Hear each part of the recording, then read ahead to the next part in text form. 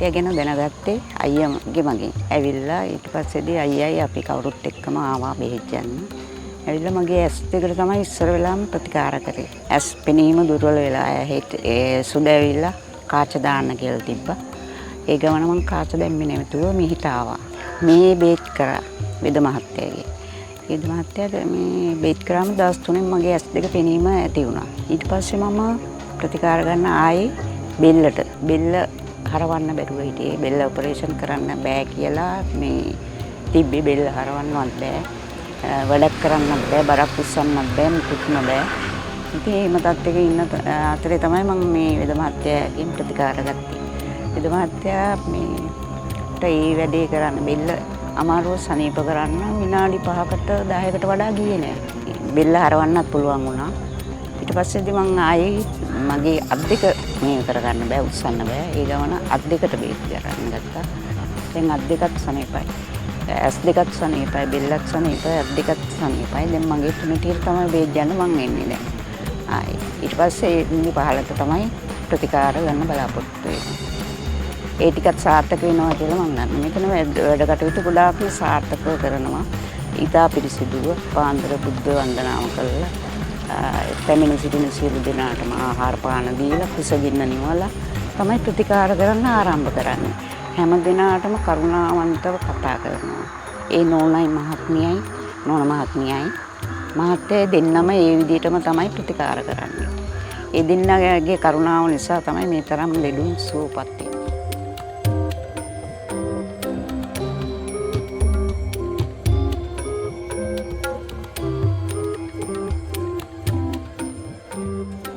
මම පානදුරේ. මගේ නම වසන්ත ශ්‍රීමති. මට අවුරුදු 40ක ඉඳන් මේ ඔස්ටියෝපොරෝසිස් කියලා වෛද්‍යවරු කියනවා. මම කොළඹ ස්පිරිතාලෙන් අවුරුදු 30ක් බෙහෙත් බිව්වා. ඊට පස්සේ දැන් කොහොම හරි අවුරුදු 40ක් මම වෛද්‍යවරු පස්සේ ගිහිල්ලා බෙහෙත් බීලා තිනවා. මම දැන් සුවපතාවයකට ආවේ. මගේ ගමේ හිතවත් නංගි කෙනෙක් මට කිව්වා මෙහෙම වෙද මහත්තයෙක් ඉන්නවා බන්දුල වෙදපැදුර කියලා පොඩ්ඩක් YouTube අරගෙන බලන්න අක්කේ. මම ඒ බලපු දවසේම මම හිතාගත්තා මම මේ වෙද මහත්තයාට පහවදා උදේම යනවා කියලා තැන දන්නෙත් නැහැ. මම කොහොම හරි පාර හොයාගෙන ආවා. මට මෙතනට ඇවිල්ලා වෙද මහත්තයා මා එක්ක කතා කරාමම හිත හැදුනා. මගේ ඇඟේ ලොකු විශාල බරක් තිබුණා මට. අඩි දෙකක් යන්න බෑ, හතියක් වැටෙනවා. මේ ඇඟ මුළු ඇඟම මගේ ඉදිමිලා තිබුණේ. දැන් මට සෑහෙන සුවයක් දැනෙනවා. මගේ මේ වෙද මහත්තයාට මං කිව්වහම මට කටු දිරනවා කියලා. වෙද මහත්තයා මට කෑ ගැහුවා එහෙම දිරන්නේ නැහැ කියලා. ඉතින් මට දැන් මෙතනින් මගේ මේ උරහිස් දෙක මේ අත උස්සන්න බැරුව ආවේ. මම මේ අත මෙහෙම උස්සගත්තේ. මෙතන ඇවිල්ලා එක තප්පර ගානෙන් මගේ අත සුව කරා. දැන් මට 90ක් පමණ මගේ රෝගේ ගොඩාක් සුවයි. මං ඉතින් අපිට මෙතන කණ්ඩ බොණ්ඩ දීලා ඉන්න අනිත් වෙදකම් ගන්නේ අනිත් සියලුම සහෝදරයෝ හැමෝම හරි හිතවත්. අපිට බඩකට පුරෝලා හැමෝගෙම හිත හොඳට මේ සතුටු කරලා තමයි මේ වෙද මහත්තයා අරින්නේ.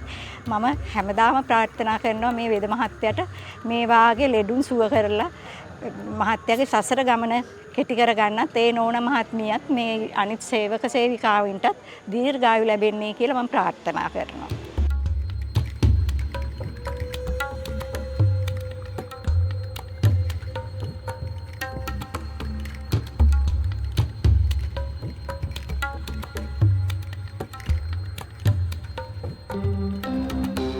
මේ ඉන්නේ මගේ නෝනා. මෙයා අසනීප වෙලා ගිය අවුරුදු අප්‍රේල් මාසේ 25 අප්‍රේල් මාසේ 29 නැත්තම් 30 මෙහාට එක්කන් ආයේ මෙයා උස්සන් ආවේ. වාහනෙන් ඇවිල්ලා උස්සලා තමයි ගත්තේ. දැන් ඒ සනීපයි. මම දැන් මේ ඇවිල්ලා ඉන්නේ රස්සාවට ගිහලා ඊයරෑ වැඩ කළා උදේ මේ ඇවිල්ලා ඉන්නේ. මම මේ එන්නේ මට පුළුවන් හැම වෙලාවෙම ඇවිල්ලා මේ වෙද මාත්‍යට උදව් කරනවා. මමත් මේ මගේ නෝනත් මේ සියලු දෙනා ඇවිල්ලා තියෙන්නේ පින් බිමකට. අවුරුදු සෑහෙන ගාණක් අපි දුක් විඳලා විශාල මුදල් ප්‍රමාණයක් වියදම් කළා. සුවයක් නැතුව හදිස්සිය හම්බුනේ මේ වෙද මහත්තයා හදිස්සියෙ ක්ලික් කියලා ආවේ. ඒ ආව වගේම වෙද මහත්තයාගේ ප්‍රතිකාරයෙන් මගේ නෝනට සුවපත් වුණා, මට සුවපත් වුණා. මම මේ මගේ නෝනට සනීප කරගන්න මේ ලංකාවේම ඇවිදලා තියෙනවා. මේ වගේ වෙද මහත්තයෙක් හම්බෙලත් නැහැ. මේ වගේ ගතිගුණ තියෙන මිනිස්සෙක් හම්බෙලත් නැහැ. වෙද මහත්තයාගේ තියෙන ගතිගුණ වලට මේ නෝනාගේ තියෙන ගතිගුණ වලට මම දන්නේ නැහැ කොහොමද පිළිහිලාද කියලා ඒවා. මම ප්‍රාර්ථනා කරන්නේ අපේ වෙද මහත්තයා නිවන් දකින්නම කියලා.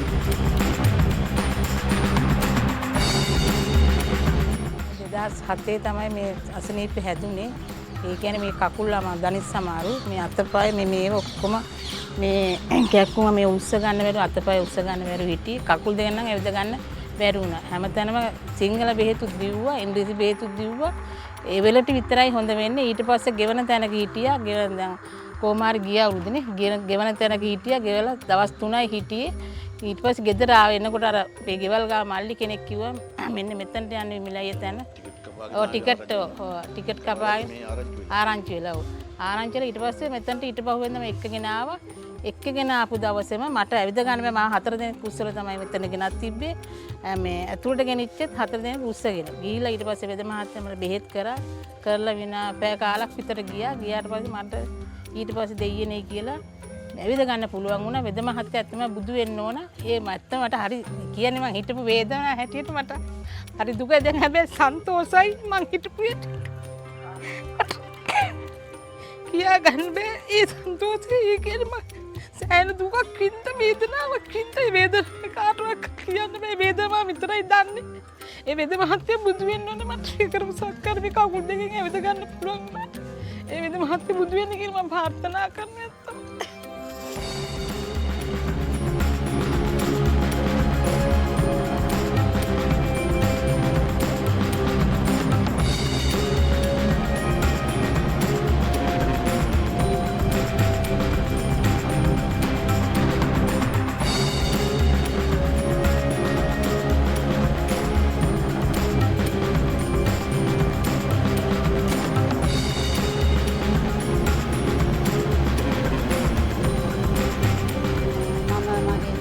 පයාගල නම මගේ සුරේකා. මම බයිසිකලයකින් වැටලා තමයි මගේ අත මේ උනේ. හැමතැන් වලින්ම බෙහෙත් ගත්තා මාස 5ක් විතර. එක තැනකින්වත් මට අඩු වුණේ නැහැ. මම සිල් ගන්න කියලා මට කෙනෙක් කියලා තමයි මම මෙතනට ආවේ. හොයාගෙන ඇවිලා ආපු දවසේම අඩු වුණා. මට කොණ්ඩේවත් බැඳ ගන්න බැරි විදිහට මං ආවේ. මේ දැන් කැක්කුම පොඩ්ඩක්වත් නැහැ. නැත්තම් රැයිලි වෙනකම මං නිින්ද ගියේ නැහැ. දැන් නම් ගොඩාක් ಗುಣ තියෙනවා. මෙතන සෑහෙන හොඳ තැනක්. කෑම බීම ටිකද ඔක්කොම දෙනවා. එන අයට හොඳට සලකනවා. වෙද මහත්තයාගේ වියදමින් තමයි හැමදේම කරන්නේ. මම ප්‍රාර්ථනා කරන්නේ මේ දේ තව වැඩි දියුණු වෙලා වෙද මහත්තයාට මේ දේ තවත් හොඳට පිහිටන්න ඕනේ. ලෝකවාසීන්ට සෑහෙන සෙතක් තමයි කරන්නේ. සල්ලි කියලා එහෙම ගන්න කෙනෙක් නෙමෙයි. පිනට තමයි ගොඩාක්ම මේ දේ කරන්නේ. පින් සිද්ධ වෙනවා මේ දේට. මේ කරන දේවල් වලට යන්න එන්න බැරි හැම කෙනෙකුටම යන්තම් හරි යන්න පුළුවන් කරලා තමයි මේව කරන්නේ. උපතින් වෙන දේවල් නම් කරන්නේ නැහැ. අර ඒවලේ අර හැදිච්ච දේවල් වලට තමයි ප්‍රතිකාර කරන්නේ. සෑහෙන හොඳයි. මම කියන්නේ ගන්න කියන හැම කෙනාම මෙතනට එන්න ඇවිල්ලා තමන් සුව වෙලා යන්න පින් සිද්ධ වෙනවා මේ දේට. වෙද මහත්තයාට තවත් මේ දේ වැඩි දියුණු වෙන්න ඕනේ.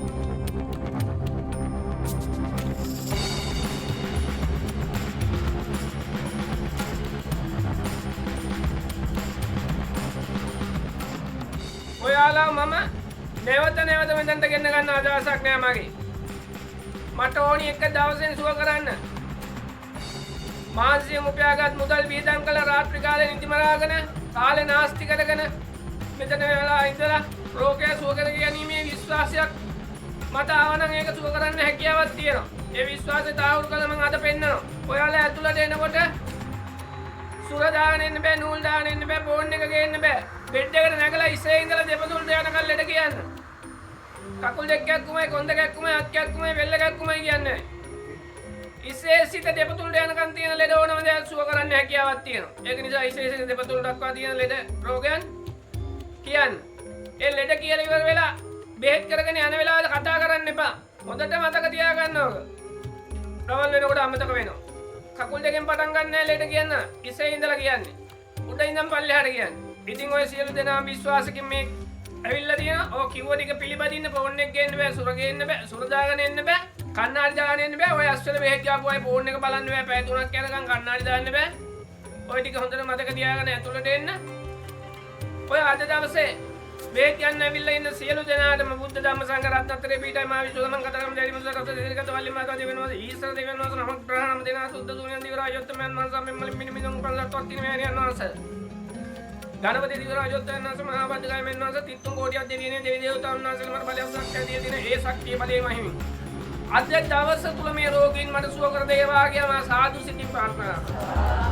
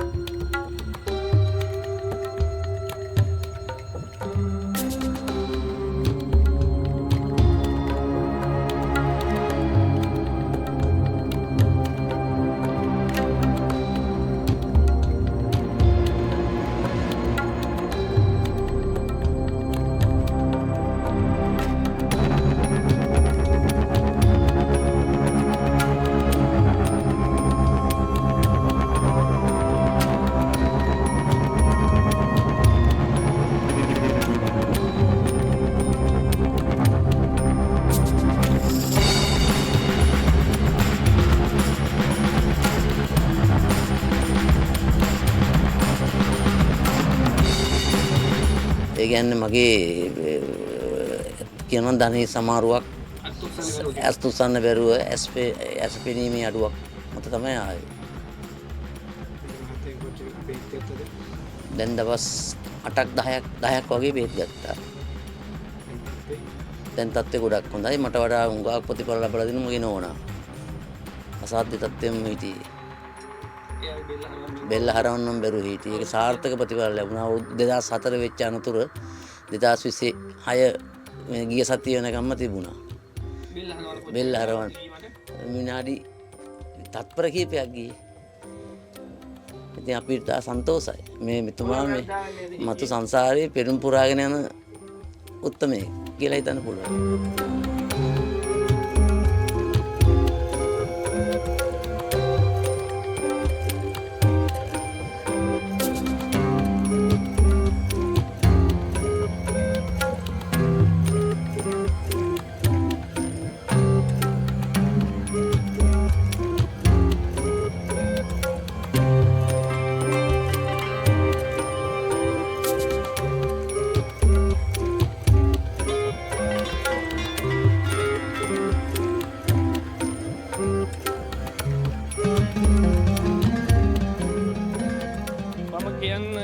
මම මේ වෙනකොට දහස් සංඛ්‍යාවක් සුවපත් කරලා තියෙනවා. මට ඕනම ලෙඩක් සුව කරන්න හැකියාවක් තියෙනවා. හැබැයි නමුත් මම අංශභාගයටයි අංශභාගයට වෙදකම් කරන්නේ නැහැ. ඒ මෙතන ප්‍රශ්නයක් ඇති වෙච්ච හින්දා මෙතන එයාලා ඇවිල්ලා පොලිමට තරඟ කරලා බලනකොට ගා ගන්නද මේකින් අංශභාගයට වෙදකම් කියලා නැවැත්තුවා. මම මේ වෙනකොට සෑහෙන සංඛ්‍යාවක් සුවපත් කරලා තියෙනවා. උස්සල බෙඩ්ඩෙන් ගෙනල්ලා තියපු එක්කෙනාව පයින් ඇවිද්දෝලා තියෙනවා. ඉතින් ඇස් නොපෙනෙන අයගේ ඇස් දහස් සංඛ්‍යාවක් පෙන්වලා තියෙනවා. මම රුපියල් 1000ක් මුදලක් අය කරන්නේ මේ බෙහෙත් වලට දැන් විශාල මුදලක් වෙනවා. අවුරුදු 2යි මාස ගාණක් වෙනවා මම මේක පටන් අරන්. මම ව්‍යාපාර කරන එක්කෙනෙක්. ව්‍යාපාරයක් කරන්නේ. මගේ ලීම් වල තියෙන්නේ. ඉතින් මේ මිනිස්සු වෙනුවෙන් සේවයක් කරන්න තමයි මගේ අදිෂ්ඨානය. මම හැමදාම ආවම මනුස්සයට සතාට සිව්පාවට ඇති වෙන දරුණුම රෝගය තමයි කුසගින්න. මම උදේට කෑම උයලා මායිනෝන අවුරුදු 2යි ගානක් තිස්සේ. අද වෙනතුරු කෑම බීම දීලා තමයි කුසේ ගින්න නිවලා තමයි බෙහෙත් කරන්නේ. ඉතින් මට ගොඩාක් අය ආශිර්වාද කරනවා. ඉතින් මට සතුටුයි. ඒක තමයි මගේ සතුට. අවුරුදු 54ක් වෙනවා වයස. මේ ටිකේදී මේ ඉන්න තුරු අපි මනුස්ස ලෝකෙ වෙදිච්ච මිනිස්සයෝ පිනක් දහමක් කරගන්න ඕනි. පින් දකා තමයි මේ කරන්නේ. රුපියල් 1000ක් කියන මුදල මෙතනට ගෑවෙන්නවත් මදි.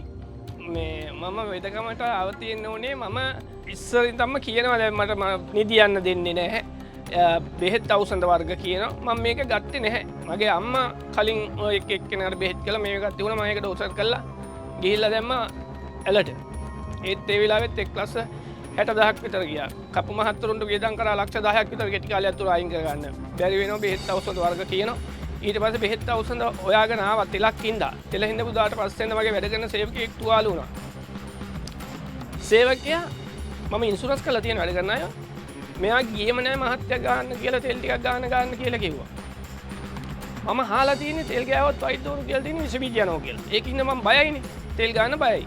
ඉන්ෂුරන්ස් කරලා තියෙන හින්දා මෙයාට කතා කරලා මෙයා ගියම නෑ. නමුත් තෙල් ටිකක් ගෑවා බයෙන් තෙල් ටිකක් ගෑවා. බලා ඉඳද්දි තුවාල අහුණා. බලා ඉඳද්දි ඒව රත් කළා මට පුවක් අත්තක් ගහක් තුවාල වෙන්නේ නැති වෙන පුවක් අත්තක් කපලා කපුරු පෙත්තෙන් රත් කළා. ඒ අවස්ථාවේ කිව්වරක් ගාලා කිව්වම ඒක කරා ඊට පස්සේ වැඩක් කරා. ඊට පස්සේ ඕ වගේ එක කෙනා දෙන්නා කියලා මේක කළා මේ එන්න ගත්තා. ඊට පස්සේ තමයි ඔය නාලිකාවෙලින් ඇවිල්ලා එන්න ගත්තේ. අරුණ පත්‍රේ දැම්ම මහත්තයෙක්. ඉතින් එහෙම තමයි ඔය ලංකාපුරා ගිහලා ලංකාපුරාම සෙනග එනවා මෙතනට ඉතින්. දුර පළාත් පෙළ කට්ටියට මම කියන්නේ එන්න තියෙනවා නම් ඔය ඇඩ්‍රස් එක ත්‍රිබන්දුල සිල්වා සී සමගිපුර කුඩා බස්කඩුව වස්කඩුව. ඒකට එන්න සඳුදා නෑ පොයේ නෑ උදේ 6ට කලින් එන්න ඕනේ මෙතන. මම මේ වෙනකොට ඔය 10 සංඛ්‍යාවක් සුවපත් කරලා තින්නේ.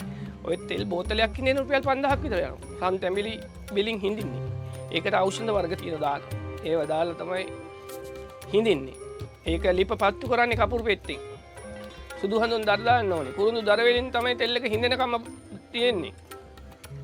ඒ විදිහටම කියන විදිහ කියලා මට කියන විදිහටම තමයි සිරිත් විදිහට කරන්නේ. ඒකයි මේ අත තිබ්බත් ඇති මම අනුස්සේක ගඟට සුව වෙන්නේ.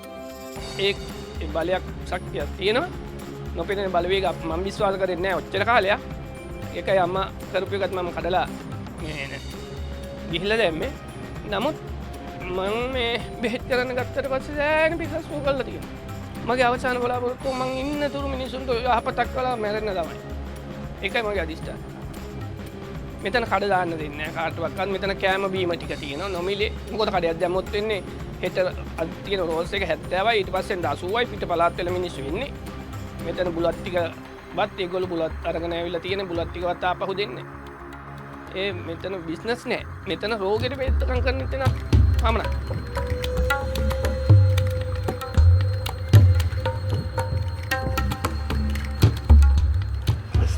පෙනීමත් අඩුයි මට ඇවිද ගන්න බැරුවා.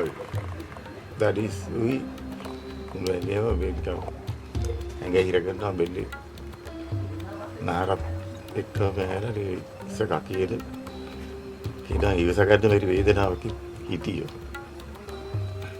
දැන් කොච්චර කල් බෙහෙත් කරාද? මෙතෙන් මේ වේදනාව සොබට ඇවිල්ලා දැන් ගිය මාසේ 28 වගේ ආවා. ඊට පස්සේ තුන් වතාවක් ආවා. දුරදරිගේ තිබුණට නියුගක් ඇත්තකර පෙඩි මොහොතටම දීලා. මේ අමාරු ටික අඩු වෙන ගතිය වලට බේරෙන ඔය අවුරුදු 11ක් විතර එනකොට මේ රෝගී ටික හැදිලා. දැන් පොළොවේ බෙහෙත් ගත්තා. බෙහෙත් ගත්තට ඒ දණ්ඩතුරු පමණයි. දැන් වේදනානාශක කිසිම දෙයක් පාවිච්චි කරන්නේ නැහැ. බෙහෙත් එන්න තැගෙන බෙහෙත් පෙන්ඩෝල් පෙත්තක් බොන්නේ නැහැ. ඒකට ටිකේ බීන්නේ නැහැ. ලොකු මුලියක් තියෙනකොට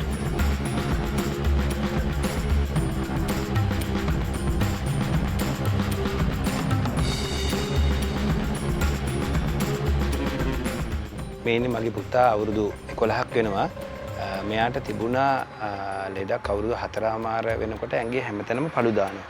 මේ ස්කින් ඇලර්ජි එකක් කියලා තමයි අපේ විශේෂඥ වෛද්‍යවරයෙකුට පෙන්වම් කිව්වේ. මොකද මෙයාට මොස්කිටෝ බයිට් කරාම වුණත් පල්ලක් එනවා. එතන ඉඳන් මේ වතුර බිබිලි වගේ එනවා. ඊට පස්සේ කුඹියක් කෑවත් ඒ වගේ ඇන්ටිබයොටික් කෝස් එකක් කරා අපි අවුරුදු 1මාරක් විතර බෙහෙත් කරා. නමුත් නිට්ටාවන්ට සුව වෙන්නේ නැහැ. සැරින් සැරේට එනවා.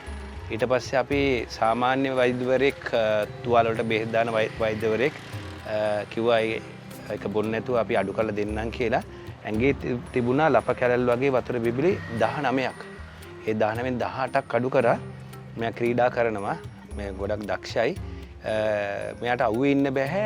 මේ සැරින් සැරේට ඔළුව කැක්කුමක් එනවා. තුවාල අඩු වෙනකොට ඔළුව කැක්කුමක් එනවා.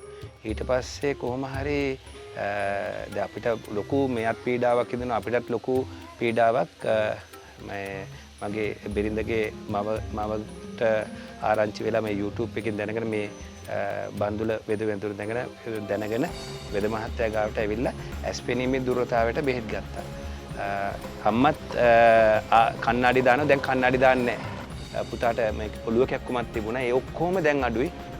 තුවාලේ පොඩ්ඩක් වැඩි වුණාට පස්සේ ගොඩක් අමාරු වුණා. වෛද්‍යවරු මට බැන්න යන්න එපා කියලා. ඔයා රිස්ක් එකක් ගන්න ළමයා වෙනවා කියලා අපි විශ්වාස කරලා තමයි මෙතනට ආයේ. විශ්වාසය අපිට බෑ වෙලා තියෙනවා. දැනට 90%කටත් වැඩිය 99%ක් කියන්න පුළුවන්. අපි කිව්වොත් එimhe දැනට පුතාට සුවයක් තියෙනවා. පුතාට ඉන්න බෑ. හැමතිස්සෙම කනවා රැයට උනත් කසනවා. කසපු ගමන් මේක තුවාලවල ඉස්ම වගේ ගලනවා. ඉතින් මට ලොකුම උමනාවක් තිබුණා. මගේ ඇස් දෙකෙන්ම දැකලායි මම මේ විශ්වාසය කියන්නේ. ඉතින් ඒ විශ්වාසෙත් එක්ක මගේ අම්මටත් තිබුණා ලොකු ලෙඩක්. එයාට කොඳුයට පේලියේ අවුරුදු 16 17 වගේ වෙච්ච අනතුරකින් ඇවිදින්න ගන්න බැරිව හිටියා ටික සති දෙක තුනක කාලයක්. එයාවත් විශේෂඥ වෛද්‍යවරුන්ට පෙන්නුවා. MRI ස්කෑන් කරලා ඔපරේට් කරන්න කිව්වා. අපි කරේ නැහැ. ඊට පස්සේ කළුබෝලේ රෝහලේ සතියක් හිටියා. එතනිනුත් නිගමනය වුණේ වෛද්‍යවරුන්ගේ නිගමනය වුණේ ඔපරේෂන් කරන්න ඕන කියලා. ඉතින් ඒ අතරතුරේදී අපේ ගෙදර අම්මාව ඇවිල්ලා නවත්තලා අපි මට උපස්ථාන කරන ඉන්නකොට තමයි මේ වෙද මහත්තයා ගාවට අපි එක්කගෙන ආවේ. කියන්න සතුටේ ආශ්චර්යයක් වගේ ඒ අම්මව ඒ වෙලෙම ඇවිද්දෙමු. එක්තැන් වෙලා හිටපු.